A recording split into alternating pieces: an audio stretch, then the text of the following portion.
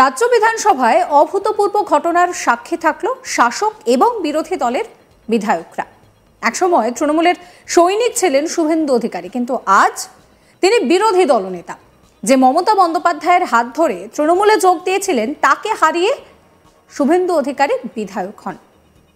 বিধানসভায় দুই পক্ষ একে অপরকে আক্রমণ পাল্টা আক্রমণ করতে তাদেরকে প্রায়শই দেখা যায়। সোমবার বিধানসভায় বাজেট অধিবেশন শুরু হওয়ার আগে মুখোমুখি হলেন সেই দুই নেতা নেত্রী। এরপর একে অপরের জন্য সৌজন্য বিনিময়ও করলেন। সূত্রের খবর, বিধানসভার লবিতে দেখা হয় মমতা বন্দ্যোপাধ্যায় এবং শুভেন্দু অধিকারীর। তখনই শুভেন্দুর কাছে মুখ্যমন্ত্রী জানতে চান যে রাজ্যপালকে স্বাগত জানাতে তিনি যাবেন কিনা। বিরোধী দলনেতার উদ্দেশ্যে মুখ্যমন্ত্রীকে বলতে শোনা যায়, কিরে যাবি না? পাশেই দাঁড়িয়েছিলেন স্পিকার বিমান বন্দ্যোপাধ্যায়। তাকে দেখে মমতার উদ্দেশ্যে শুভেন্দু অধিকারী বলেন যে এটা স্পিকারের দায়িত্ব, আমার নয়। এরপর দেখা যায় যে তিনি সেখান থেকে চলে গেলেন। আর তা নিয়েই রহস্য দানা বাঁধছে। ২৬-এর আগে কি তাহলে ফুল বদল করতে চলেছেন বিরোধী দলনেতা? এই প্রশ্ন এই মুহূর্তে উঠতে শুরু করেছে। সোমবার শুভেন্দু অধিকারী সাংবাদিকদের মুখোমুখি হয়ে বলেন যে হাউসে আমার যে সিট আছে ওখানে আমি যাচ্ছিলাম। মাননীয় মুখ্যমন্ত্রী, মাননীয় স্পিকার, মাননীয় সচিব তারা আসছিলেন সম্ভবত রাজ্যপালকে রিসিভ করতে। সেই মুহূর্তে দাঁড়িয়ে কি বলছেন শুভেন্দু অধিকারী, শুনুন। আমি হাউসে আমার যে সিট আছে অপোজিশন, ওখানে আমি যাচ্ছিলাম। মাননীয় মুখ্যমন্ত্রী, মাননীয় স্পিকার, মাননীয় সচিব তারা আসছিলেন সম্ভবত মহামান্য রাজ্যপালকে রিসেপশন দেওয়ার জন্য। মাননীয় মুখ্যমন্ত্রী আমাকে বললো যে রিসেপশনে মানে থাকবেন। আমি বললাম না, ওটা তো অধ্যক্ষের কাজ। এটা মানে আমি যখন আমার ভাষণে যাচ্ছিলাম, ওনারা আসছিলেন রিসেপশন। এটা অন্য কিছু নয়, তো যা অনেকের সামনেই বলেছেন এটাতে আর কি। আর আমি বলেছি এটা অধ্যক্ষ মহোদয়ের কাজ। জেস্টার দেখানো তো প্রত্যেকের উচিত। জেস্টার আবার কি? আপনি যদি আমাকে নমস্কার করেন, আমার তো উচিত প্রতি নমস্কার করেন। এর সঙ্গে অন্যভাবে নেওয়ার কি দরকার আছে? এই নিয়ে আমার কলিগ সুজয় ঘোষের একটি রিপোর্ট দেখাবো আপনাদের।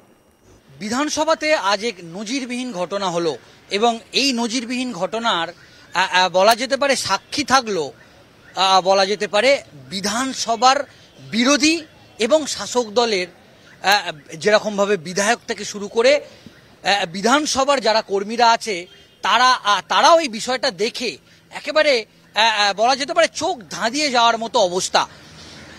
বিধানসভাতে আজ মুখ্যমন্ত্রী মমতা বন্দ্যোপাধ্যায়ের সঙ্গে ফের একবার কথা হলো বিরোধী দলনেতা শুভেন্দু অধিকারীর। আর এবং রীতিমতো এটা নিয়ে কিন্তু আজ রাজ্য বিধানসভায় একেবারে শোরগোল পড়ে গেল। আমরা দেখেছি এর আগেও মুখ্যমন্ত্রী মমতা বন্দ্যোপাধ্যায়ের ঘরে তাকে ডেকেছিলেন মুখ্যমন্ত্রী মমতা বন্দ্যোপাধ্যায় এবং আমরা দেখেছিলাম যে মুখ্যমন্ত্রী মমতা বন্দ্যোপাধ্যায়ের এই ডাকে সাড়া দিয়ে বিরোধী দলনেতা বিজেপির একাধিক বিধায়ককে নিয়ে পৌঁছে গিয়েছিলেন মুখ্যমন্ত্রীর ডাকা চা চক্রে একেবারে মুখ্যমন্ত্রী মমতা বন্দ্যোপাধ্যায়ের ঘরে। যদিও এই বিষয়টা নিয়েও একেবারে শোরগোল তৈরি হয়েছিল। আমরা জানি যে একটা সময় তৃণমূল কংগ্রেসের সৈনিক ছিলেন বলা যেতে পারে বিরোধী দলনেতা শুভেন্দু অধিকারী এবং এটাও সবাই এই বিষয়টি জানে যে পূর্ব মেদিনীপুরের অধিকারী গড় বা অধিকারী দুর্গ বা শিশির অধিকারীর গড় নামেই পরিচিত।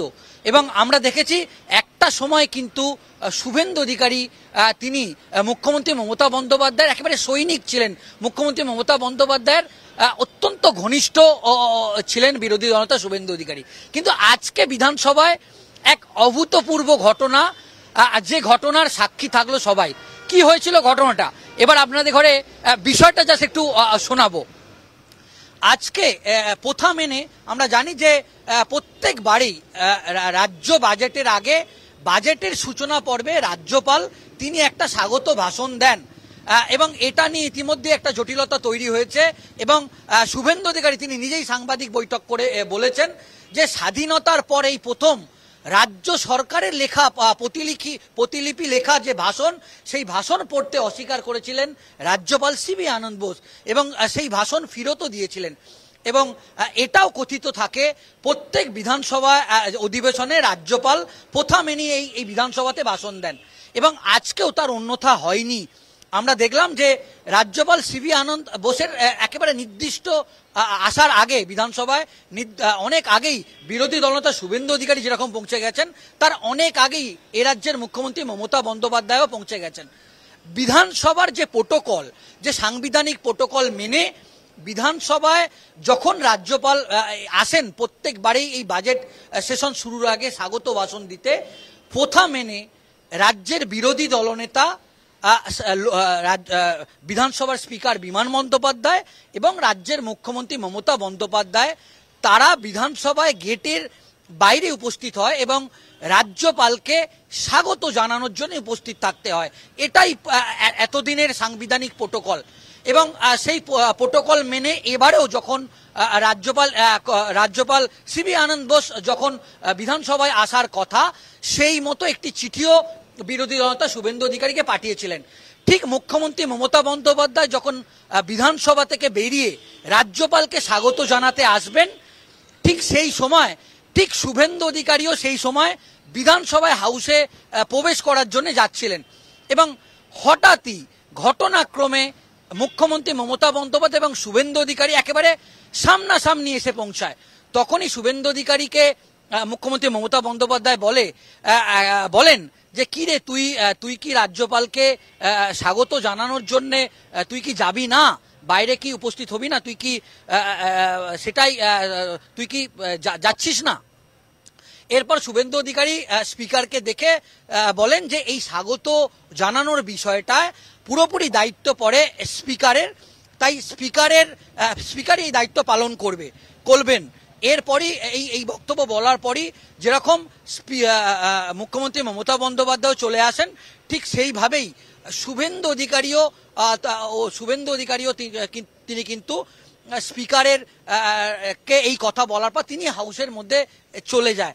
যদিও এই ঘটনার পর বিরোধী দলনেতা শুভেন্দু অধিকারী তার নিজের ঘরেই এই বিষয়ে যখন সাংবাদিকরা ছিলেন তার সঙ্গে যখন কথা হচ্ছিল, তিনি বলেছেন যে আগে বিরোধী রাজনৈতিক দলের সঙ্গে সরকার পক্ষে রাজনৈতিক দলের একটা সৌজন্য সব সময় বরাবরই ছিল, কিন্তু ইদানিংকালে এমন একটা পরিস্থিতি তৈরি হয়েছে যেখানে শাসক দল এবং বিরোধী দলের বিধায়ক, মন্ত্রীর, ক্যাবিনেট মিনিস্টার থেকে শুরু করে এবং মুখ্যমন্ত্রীর মধ্যে এই যে কোনো সাক্ষাৎ বা কথার বিষয়টা বলা যেতে পারে একেবারে হারিয়ে যাচ্ছে, যে রাজনৈতিক যে গরিমা সেটা ক্রমশ হারিয়ে যাচ্ছে বলে বিরোধী দলনেতা জানান।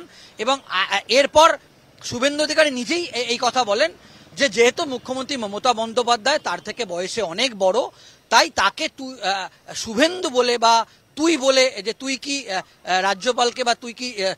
রাজ্যপালকে স্বাগত জানাতে যাবি না, এই কোট আনকোট এই মন্তব্যকে বলা যেতে পারে বিরোধী দলনেতাও তিনি কোনো রাগঢাক না করে একেবারে বললেন যে তিনি রাজ্যের মুখ্যমন্ত্রী এবং তার থেকে তিনি বয়সে বড়, তাই হাউসের ভিতরে যদি কোনো তুইতকারী কেউ করে অবশ্যই সেটার প্রতিবাদ তিনি করবেন, কিন্তু এখানে তিনি ঠিকই বলেছেন বলে এটা জানালেন। এবং একেবারে বলা যেতে পারে অভূতপূর্ব ঘটনা, একেবারে কিছু সেকেন্ডের জন্য, অন্তত 30-40 সেকেন্ডের জন্য একেবারে মুখ্যমন্ত্রী মমতা বন্দ্যোপাধ্যায় এবং বিরোধী দলনেতা শুভেন্দু অধিকারীর বলা যেতে পারে সামনাসামনি সাক্ষাৎ, এবং যেটা নিয়ে ইতিমধ্যেই বিধানসভার অন্দরে একেবারে জোর চর্চা শুরু হয়েছে এবং এক প্রকার আলোড়ন তৈরি হয়েছে।